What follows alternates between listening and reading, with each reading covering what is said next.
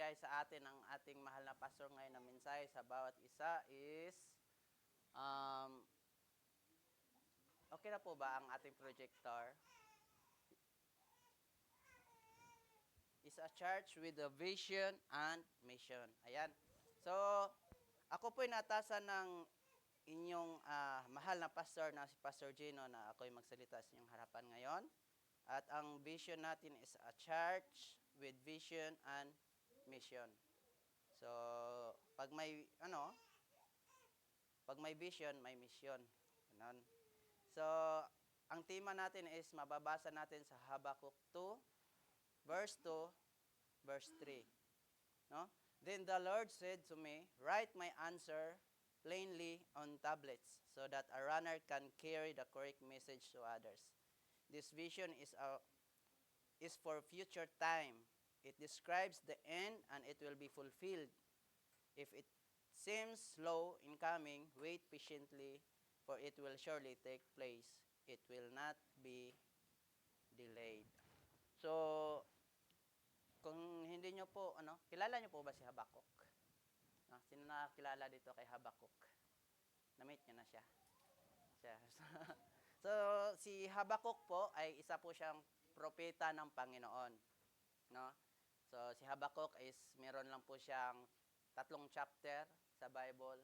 So, bilis lang basahin. So, ang context po ng Habakkuk is yung na-prostrate si Habakkuk sa nangyari sa Israel. No? Kaya siya binigyan ng vision ng Panginoon. And then, so dito tayo mag-focus ngayon sa tema natin this morning na a church with vision and a mission. No?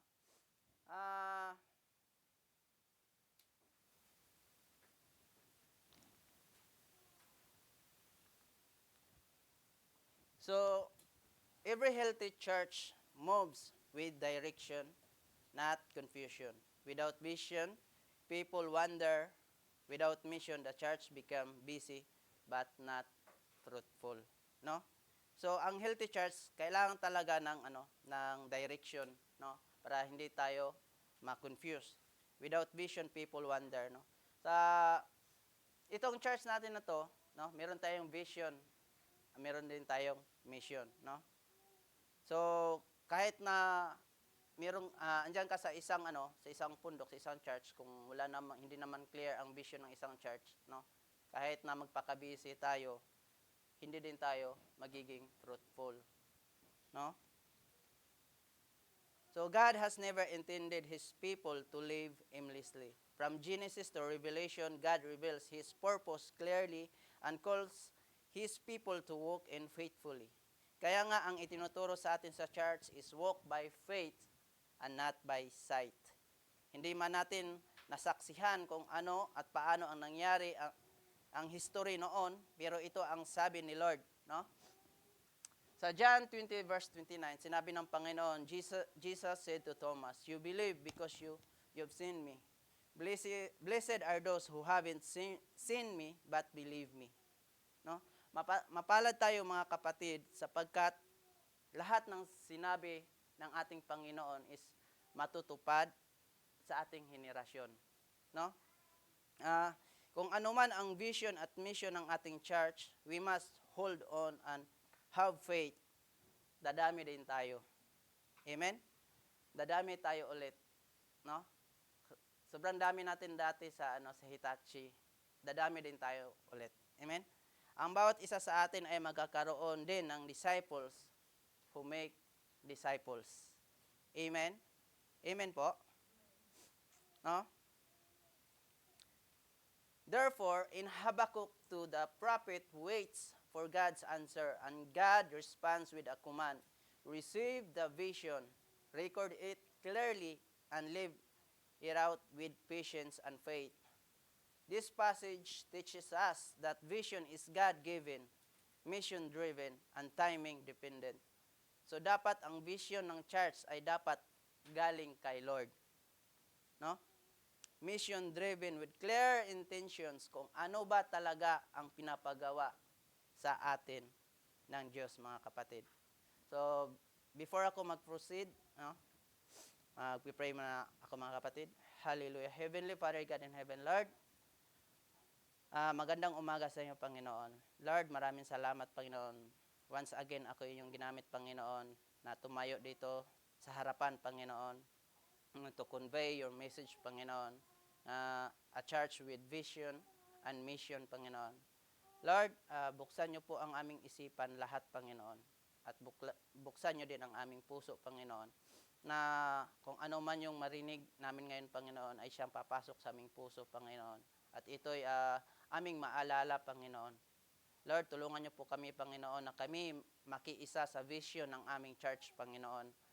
Lord God, without you, lahat ng ginagawa namin sa church na ito ay it will become meaningless, Panginoon, kung hindi ito galing sa iyo at kung wala ka, Panginoon. Lord, we cannot do it on our own, Panginoon. Siguradong magkawatak-watak kami kung wala ikaw, Panginoon. Kaya, Panginoon, aming hinihiling, O Lord, na patuloy kang kumausap sa bawat isa sa amin, Panginoon. Hipuin niyo po ang puso ng bawat isa na naririto, Panginoon.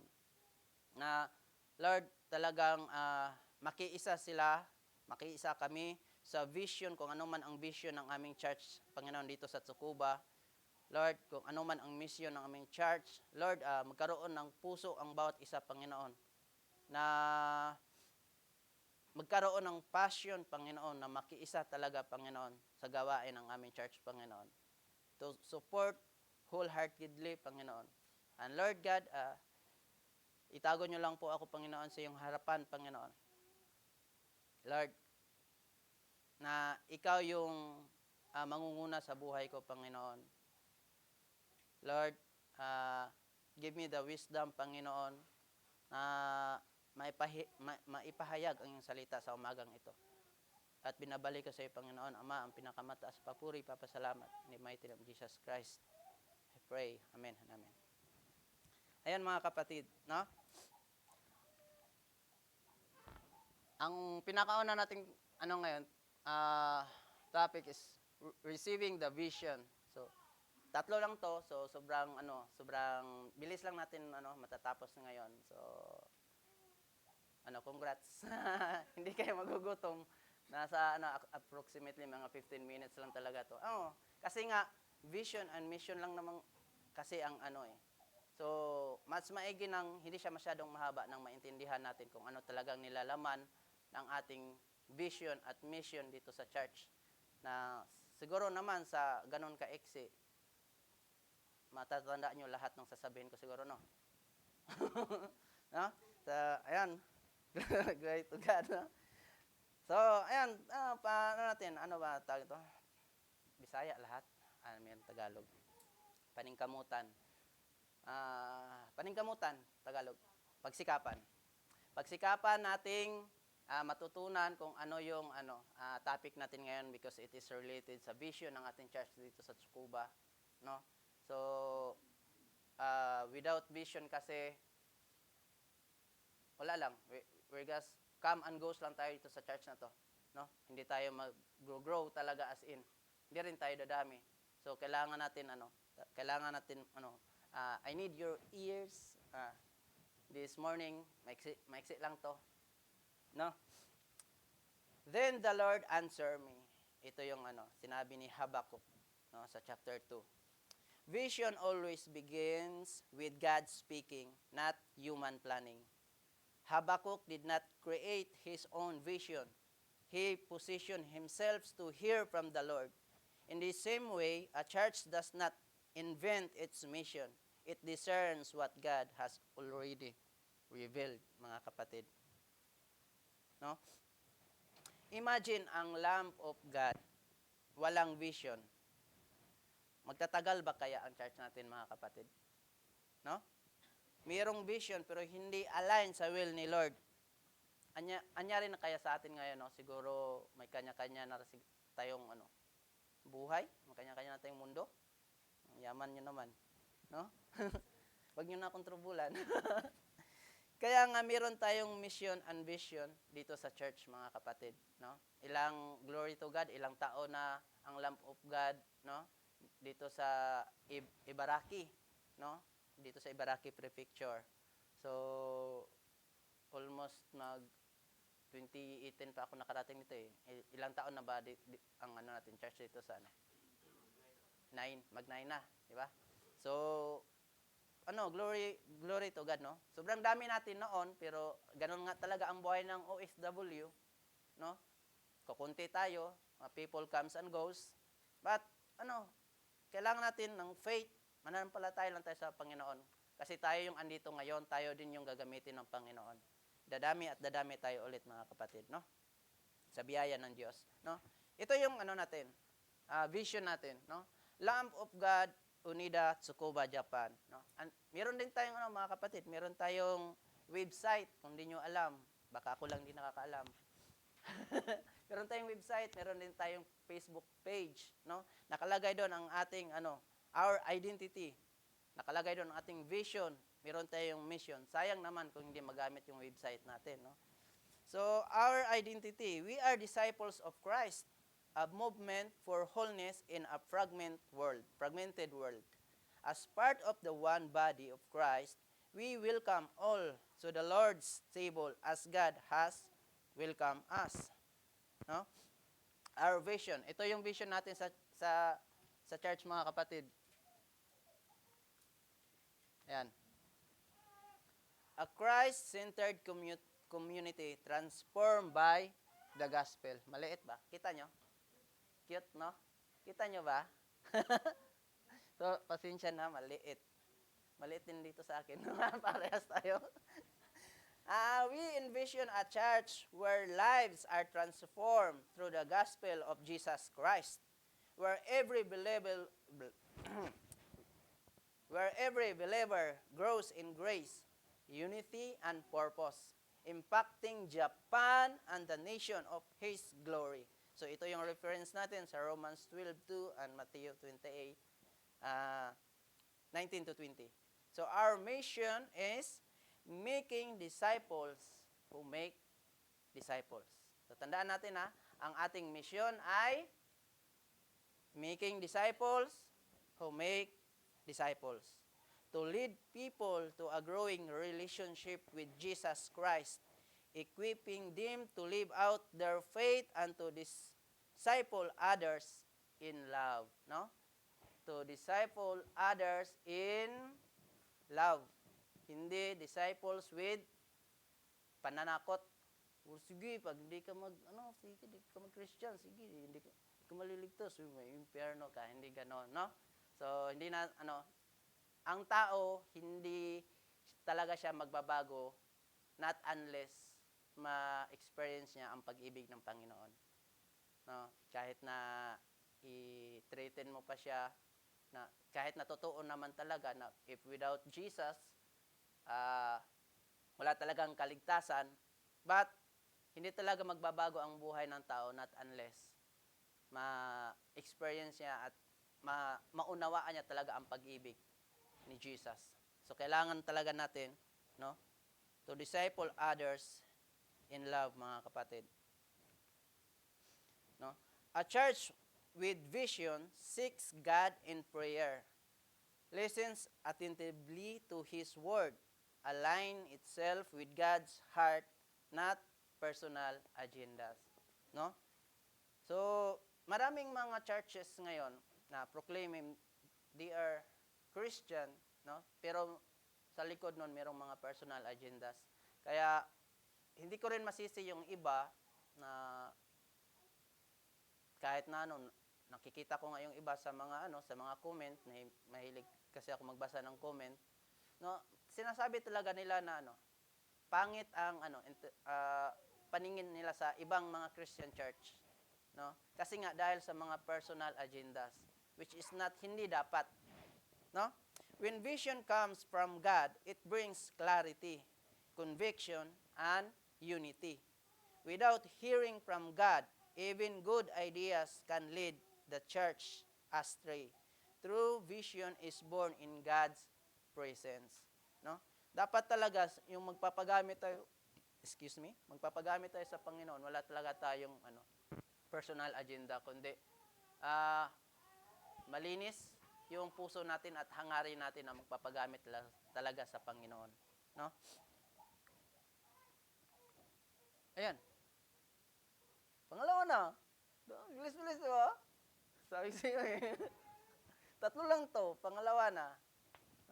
Hindi nga aabutin ng 15 minutes ata eh. Recording the vision. Ito yung sinabi dito. Recording the vision. Write the vision, make it plain. No? Ito yung utos ng Panginoon kay Habakuk. Ito din yung dapat may apply sa church natin mga kapatid para mas madaling maintindihan at maunawaan, no, ng mga bisita na papasok dito. Kasi ang naman talaga natin, ang pinaka motive naman talaga natin is magkaroon ng bagong makakasama natin sa church na to. Amen? So, kailangan talaga plain and simple lang talaga yung yung instruction.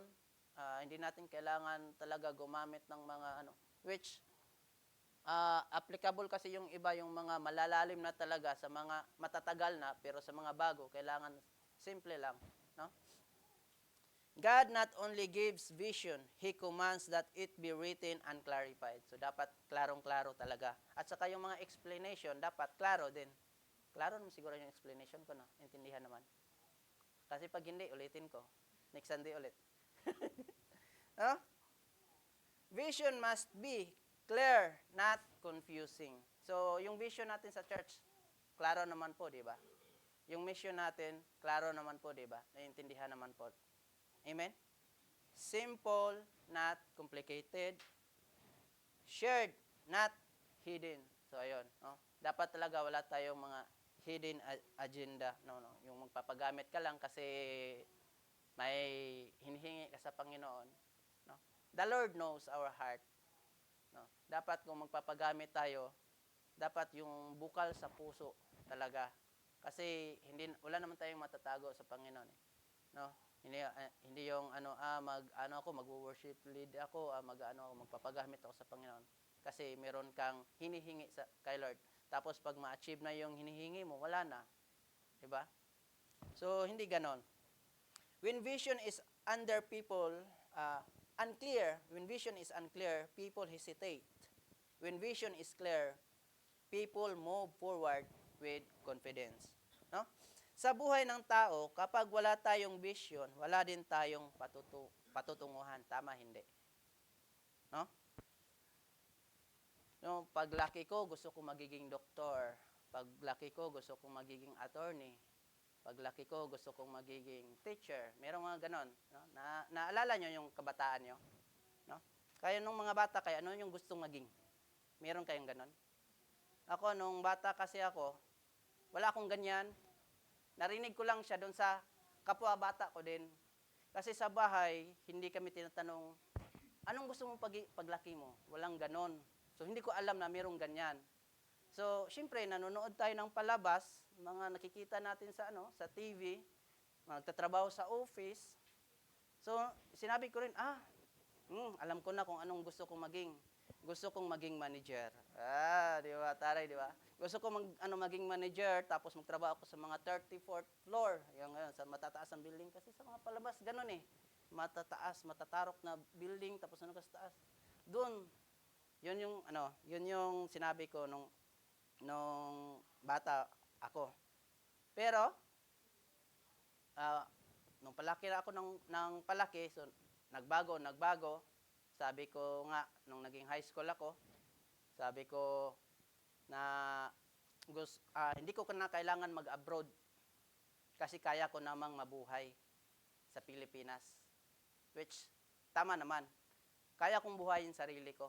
Pero hindi ko kaya mabuhay na may pamilya. Talagang, as in, buhay lang ako. Ganun lang. Buhay lang ako sa Pilipinas. Buhay ka lang talaga. May pamilya ka, mahirap makasurvive. Not unless, kung ang sahod mo, parehas dun sa pinos ni Ron na 170K per month. Ganon. Sana all ka na lang talaga kung may ganon. No? Mahirap sa Pilipinas, mga kapatid. No?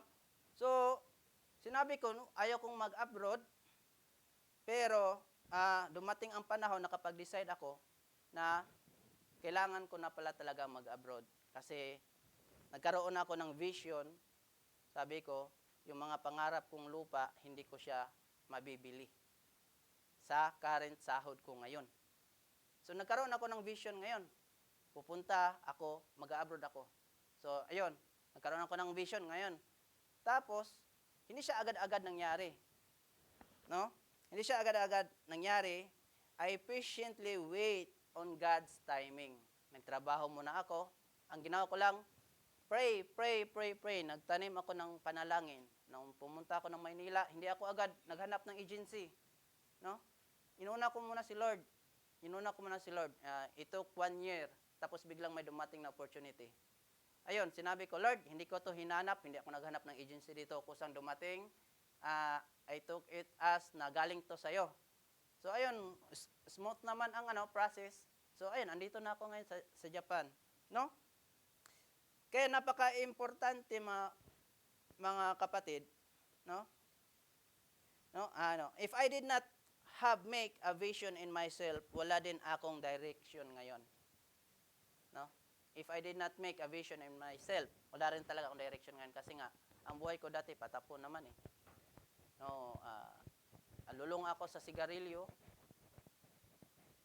Alak, alam niyo naman, lagi ko sinasabi niyo sa inyo dati, buhay ko wala talaga as in.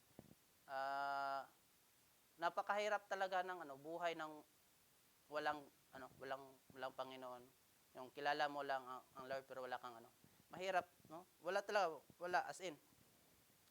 Walang even not knowing my purpose. Yun yung pinakamahirap eh.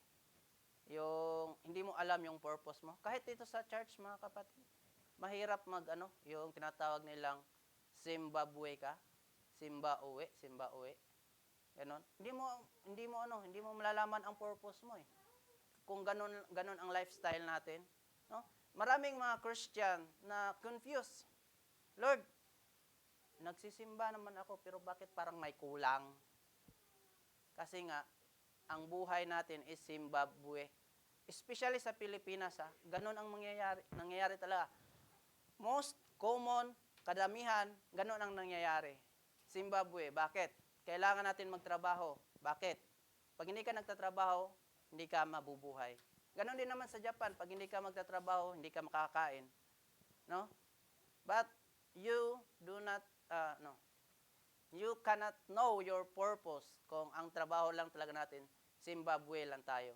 Kailangan talaga natin magpagamit sa Panginoon. Kailangan talaga natin makiisa sa vision ng church na binigay ng Panginoon sa church. Kailangan talaga natin makiisa sa mga gawain sa church for us to know our purpose. Amen? No? Kaya napaka-importante magkaroon ng vision. Gusto mo bumili ng sasakyan. Di ba?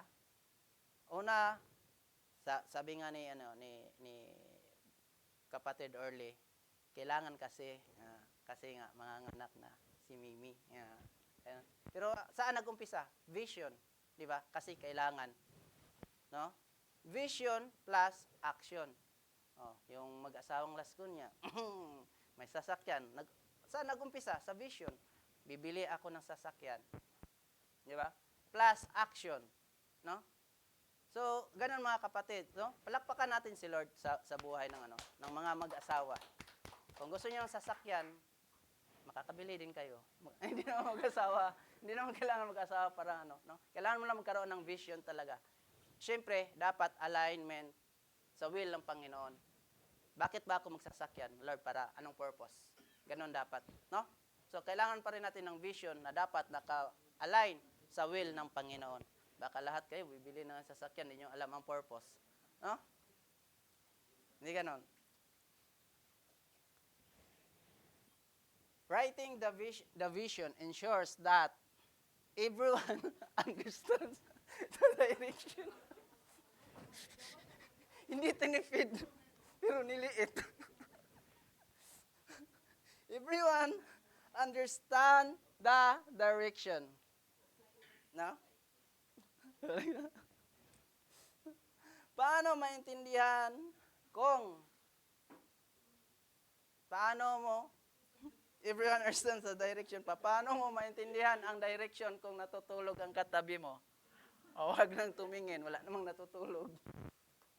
No? Paano mo maintindihan yung direction ng church kung ang direction ng church pa kanan tapos yung direction mo pa kaliwa? Hindi naintindihan. Kasi yung iba, hindi naman nakikinig. Pero wala namang ganito eh. Nakatingin ako sa inyo guys. Alam ko sino. No? In order for us to fully understand the direction, there must have a clarity of instruction. Clarity yan guys ha. Pasensya na kayo. Hindi tinipid pero niliit. No? Ayan.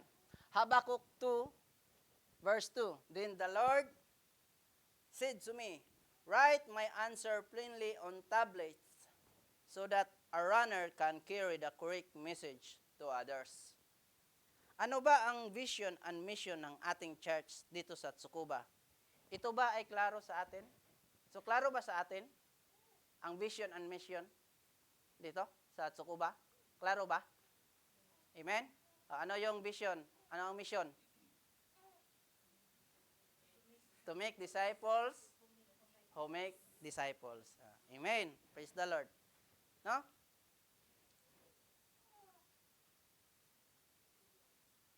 Writing the vision ensures that the mission is passed on to the the mission is passed onto the next generation. Yan, mga kapatid. The mission is passed on to the next generation. Sobrang liit. Next time, nakiyan ko na. No? Ano yung mission natin? Making disciples who make disciples. No? Imagine kung si Apostle Paul walang Timothy. Imagine kung si Peter walang Mark at yung iba pang mga apostol ng Panginoon. No? Paano na lang kaya tayo ngayon, di ba? Can we be saved? No? Can we be saved? Of course not, mga kapatid. No? Ipaano na lang ang next generation kung hindi tayo makiisa sa vision and mission sa church, mga kapatid? Ano na lang mangyayari sa mga anak ni Orly, anak ni Orly, at saka anak sa anak na anak ni Orly, ganon. Anong mangyayari sa next generation kung hindi tayo makiisa sa vision ng church, sa mission ng to make disciple who makes disciple, kung hindi tayo magiging seryoso sa vision and mission na pinagkaloob sa atin ng Panginoon. No? Kaya mga kapatid, sipagan natin, huwag tayong makontento sa tayo-tayo lang. Amen? We need to make disciples. In order for that to happen, we must also study the Word of God and put it in our heart, mga kapatid. Deuteronomy 6, chapters 6 to 7. No? New Living Translation. And you must commit yourselves wholeheartedly. Sinay? You must commit yourself. Ang bawat isa sa atin, i-commit natin ang ating sarili. Wholeheartedly. No? To these commands that I am giving you today. Repeat them again and again to your children. No? Repeat them again and again to your children. Talk about them when you are at home and when you are on the road, when you are going to bed and when you are getting up. So ito yung magiging trabaho ngayon ni Arle. Sa bibi mo. No? Repeat them again and again to your children. No? Talk about them when you are at home and when you are not on when you are on the road, when you are going to bed, and when you are getting up. So, tayong lahat, apil. Kasama tayo dito. Kasi magiging parents din tayo in the future. So, kailangan nating ipahayag sa anak natin, araw-araw, kahit saan man, kahit nasa daan ka, ipahayag natin pagtulog, pagising ng bata, kailangan nating turuan kung gaano kadakila ang Panginoon, kung ano ba dapat yung mga bagay na naka-align sa Panginoon. Sabi nga sa Proverbs, di ba? Teach, train a child the way it used. So, paano ka magti-train kung hindi din tayo magiging model? So, first, dapat tayo ang model. Dapat sa tahanan talaga tayo ang model. Amen? So, magiging parents tayo someday. So, meron ng parents dito, no? You must commit yourself wholeheartedly. Yun sabi ng Panginoon, no? Sa 2 Timothy chapter 2 verse 2, you have heard me teach these things that have been confirmed by many reliable witness. Now teach this truth to others, trustworthy people who will be able to pass them unto others, no? Kailangan talaga nating mag-disciple who makes disciples, no? Para din na ano ba? Hindi lang tayo ngayon. So bawat isa sa atin, ito yung trabaho natin ngayon. No? Ito yung mission natin ngayon. Who make disciples, making disciples who make disciples. No? Ngayon, tayo lang ngayon, sa ngayon. Pero, bago matapos ang taon na to, kung lahat tayo magiging seryoso sa pinapagawa sa atin ng Panginoon, dadami at dadami tayo. No? Amen? Amen? Amen. Dadami tayo? Amen. Hallelujah. Yes, Lord. Dadami kami dito. Kumunti man kami ngayon, Panginoon. But we declare, Panginoon, sa umagang ito, Panginoon, na dadami kami, Panginoon, at magsiseryoso kami, Panginoon, sa gawain dito sa church, ang bawat isa sa amin. In Jesus' name. Amen. Hallelujah. Writing the vision ensures that the church remain focused even during challenges, mga kapatid. No? In order to do that, we need to build endurance. Kahit mahirap, galing pa tayong trabaho, attend pa din tayo ng Bible study. No? We need to study the Word of God kahit inaantok ka nga. Sige lang, gulang, huwag kang tumigil, huwag kang mapagod sapagkat ang Diyos ang siyang magbibigay sa iyo ng kalakasan. No? Sa Hebrews 12:1-2, therefore, since we are surrounded by such a huge crowd of witnesses to the life of faith, let us strip of every weight that slow us down, especially the sin. Nagbago kasi, pero kita naman, di ba? Especially the sin that so easily trips us up, and let us run with endurance. Endurance yan. The race God has set before us, we do this by keeping our eyes in Jesus, the champion who initiates and perfects our faith. Because of the joy awaiting him, he endured the cross, disregarding its shame. Now he is seated in the place of honor beside God's throne. So napakaklaro po ng mensahe ng Panginoon, no? Especially the sin that so easily trips us up. Yung mga habitual sin natin, no? Yes, we are Christian, we are not perfect. Kaya nga we are still babaguhin tayo ng Panginoon, but meron tayong mga habitual sin. The way we think, the way we talk, the way paano natin kausapin yung mga kasama natin sa paligid natin, the way we act, na we proclaim that we are Christian, pero sa mata ng ibang nakatingin sa atin, we are not. That is the habitual sin. No? We need also endurance para magpatuloy, at kailangan talaga natin na isuko sa Panginoon buong puso. No? Isumbong natin kay Lord kung ano talaga yung mga weakness natin. No? Ipapaayos natin kay Lord yung puso natin. Amen? Writing the vision ensures that a clear vision unites leaders, members, and ministries under one purpose. Isa lang ang purpose, mga kapatid. To serve God and making disciples. Yun lang talaga. No? A clear vision unites leaders, members, and ministries under one purpose. To serve God and making disciples. Who make disciples? No?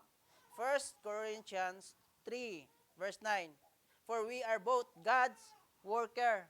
No? Ako, worker ako ng Panginoon. Si Krisa, worker ng Panginoon. Si Uncle Ken, si Joy, si Early. Tayong lahat dito. We are workers of God. And you are God's field. You are God's building. No, it means the Holy Spirit is with us. Huwag tayong matakot kumausap sa mga katrabaho natin. No? Kailangan natin, share lang natin kung paano tayo binago ng Panginoon. Dapat ito yung pinaka-importante sa lahat. Makita ng mga katrabaho natin kung paano tayo binago ng Panginoon. Hindi dapat makita ng katrabaho natin kung paano tayo magreklamo sa trabaho. Dapat makita tayo nila na binago talaga tayo. Yung magkaroon sila ng curiosity, hey, bakit ganyan ka? Ganon. No? So, kung hindi natin alam paano sa ngayon mag-share ng salita ng Panginoon, no? Alalahanin natin, we are God's building. Nananahan sa atin ang banal na Espiritu. We just ask, Lord, bigyan mo ng wisdom. Paano ko ba to sabihan tong kasama ko, yung kakilala ko, yung kaibigan ko? Paano ba ako mag-disciple, Lord? Tulungan mo ako. No? Let's just ask the Lord. Amen? Pangatlo, at patapos na tayo. Running with the vision. For the vision awaits its appointed time. God's vision always unfolds in God's timing. Running with the vision does not mean rushing ahead of God or giving up when results are delayed. It means faithful obedience while waiting. Mga kapatid, no? Faithful and obedience while waiting. The number one na sakit ng mga Pilipino ay atat tayo masyado. We must learn to control our patience and wait. No? Kung hindi naman siya kailangan, huwag nating mandaliin. No? Kailangan mag-build tayo ng patience. No? A church that runs the vision, a church that runs with the vision means we must trust God's timing. Perseveres during seasons of delay. Remains faithful even when fulfillment seems slow. God reminds us, if it seems slow, wait for it. No? Delay does not mean denial. God's promises are always on time, mga kapatid. No? So, conclusion. A church with vision and mission is a church that listens to God, clarify His direction, works faithfully in His timing. Vision gives purpose. Mission gives direction. Faithfulness brings fulfillment. As a church and as individuals, we are called not just to know God's vision, but to live it out together. Let us align our personal goals with God's vision for His church. Let us not run ahead or fall behind, but walk faithfully in step with Him, trusting that what God has spoken, He will surely bring to pass. So, amen. Purihin ang Panginoon. Tumayo po tayo mga kapatid. Let us pray. Hallelujah. Heavenly Father, God in heaven, Lord, maraming salamat po sa umagang ito. Maraming salamat po sa iyong mensahe, Panginoon. Lord, you heard us, Panginoon. We agree, Panginoon, sa vision and mission ng aming church dito sa Tsukuba. Lord, tulungan niyo po kami, Panginoon. Paano kami, Panginoon, mag-grow, Panginoon, na to the fullest na magagamit niyo kami, Panginoon, dito sa church na to, Panginoon. Bigyan nyo kami, Panginoon, ng wisdom, Panginoon, how to approach others, Panginoon. Lord, tulungan nyo po kami, Panginoon, na makita ng mga taong nakapaligid sa amin, Panginoon, na makita nila na kami ay isang Kristiyano na may Kristo sa puso. Na makita nila, na magkaroon sila ng curiosity na bakit ganito ang pamumuhay namin. At ma-share namin sa kanila na this is how you change us, Panginoon. Lord, tulungan niyo po, Panginoon, yung church namin dito sa Tsukuba, Panginoon. Marami pang mga challenges kaming pagdadaanan, kakaumpisa pa lang ng buwan, but hindi kami matitinag. We still faithful, Panginoon, because we know, Panginoon, kung sino ang aming sinasandalan. Ikaw ang aming Diyos na pinakamalakas at higit sa lahat na makapangyarihan. Lord, guide us, Panginoon. Tulungan nyo kaming mamuhay, Panginoon, na karapat-dapat sa iyong harapan, Panginoon. Let your Holy Spirit dwells in us, Panginoon, na tulungan kami, Panginoon, sa araw-araw naming buhay. Lord, we praise you. We bless your name, Panginoon. Hindi man kami karapat-dapat, Panginoon, sa iyong harapan. Pagalinisin nyo kami palagi, Panginoon. Ipaalala nyo kami, Panginoon, how good you are, our Lord o God. Kung paano nyo kami binago, Panginoon. Naway ito yung aming ma-apply, Panginoon, at ma-share namin sa aming makakasalamuha, Panginoon. Ma-share namin sa kanila, Panginoon, kung paano nyo kami binago, O Lord. Na masabi namin sa kanila na ganito yung buhay namin dati at ito na yung buhay namin ngayon. Dahil ang Diyos na aming pinaglilingkuran ay ang Diyos ng pinaka makapangyarihan sa lahat. Ang Diyos na puno ng pag-ibig. Lord, help us, Panginoon, na magampanan namin ang aming trabaho ang aming pagiging Kristiyano, Panginoon, is aming magampanan at magampanan namin ang tungkulin namin dito sa church, sa Lamp of God, Tsukuba, Japan, Panginoon. Na magampanan namin na kami makiisa sa vision and mission sa church na ito, Panginoon. Tulungan niyo po kami, Panginoon, at ito'y aming dinudulong sa iyo, Ama. In the mighty name of Jesus Christ, we pray. Ang lahat ay magsasabi ng Amen.